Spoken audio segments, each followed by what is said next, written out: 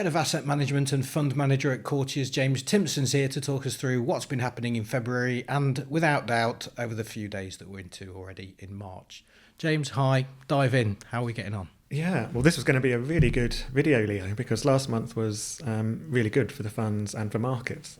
So I've got some nice stats here. The FTSE 100 index had its best month since November 2022. It was up 7%. The Korean index, the KOSPI, that had its best month since October 1998, up 24%. So most markets, did really well last month. Investor sentiment buoyed by prospects of lowering inflation, lowering interest rates. But the S&P 500 index, the big American index, which is currently dominated by those tech stocks, that underperformed. In fact, it was down 1% last month.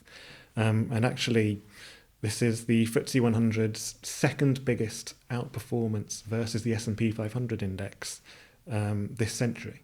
Second best month for the FTSE versus the S&P. So last month was incredible, and I was really looking forward to this video. But then some other stuff happened. Great. James, that's a global view. How does this translate to the Courtiers funds and clients' investments? It's been really good for us because you've heard us banging on a lot recently about how we're underweight those big tech stocks and much more positive on the UK. So seeing the UK outperform the US by so much has actually been really good, not just for our absolute performance, but also for our relative performance as well. Well, let's hope that continues. But before then, let's jump to the elephant in the room. Yes, Richard Osman has quit House of Games after 9 years, and markets clearly don't like it. And they've had a bit of a shaky start to the month. That's really what's causing it, yeah, isn't it? Absolutely no. Yeah, nothing to do with Middle Eastern conflict. There's a massive caveat for yesterday's spring forecast that we talked to a few guys about. What's life in the investment team looking like for you and the guys right now? So whenever something like this happens, obviously you get a lot of panic in sort of the wider market, the wider media. But just looking at what markets have done in the last 2 and a bit days, so month to date, FTSE 100 is down 3.4%. So it's actually only lost half of the gains that it made last month. Medium caps slightly worse off because they're more UK centric. So FTSE 250 down 4.4%. But these moves are, in fact, they're nowhere near as big as the losses we saw in the last big market downturn, which was the tariff crisis last April. So although you're seeing lots of headlines saying, oh, market's down a lot, lots of panic over the geopolitical situation, this is still, at the time of recording, a fairly minor blip.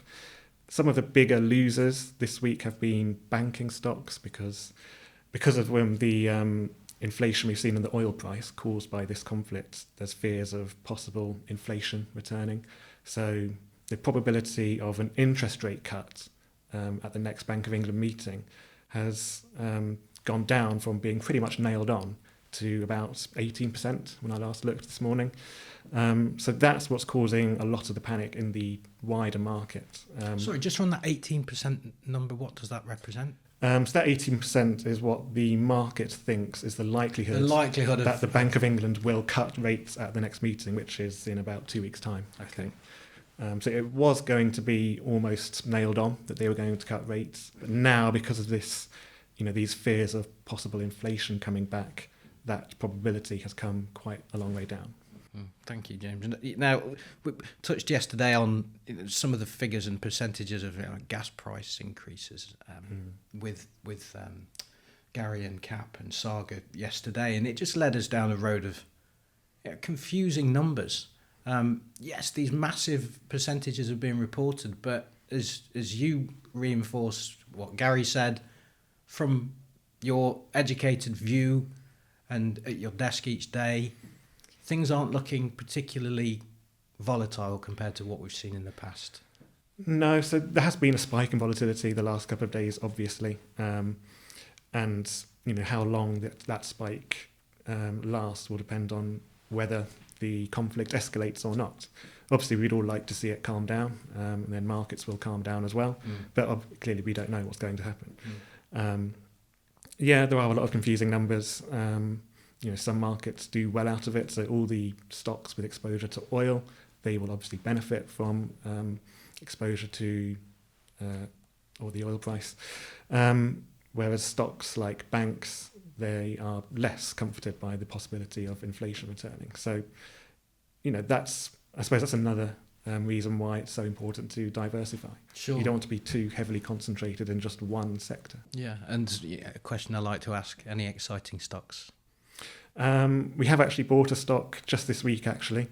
Again, using our tried and tested method of having a quant model, which shortlists stocks based on value characteristics. We have this week bought a Japanese stock called Asahi Group. And yes, that is the beer you're thinking of.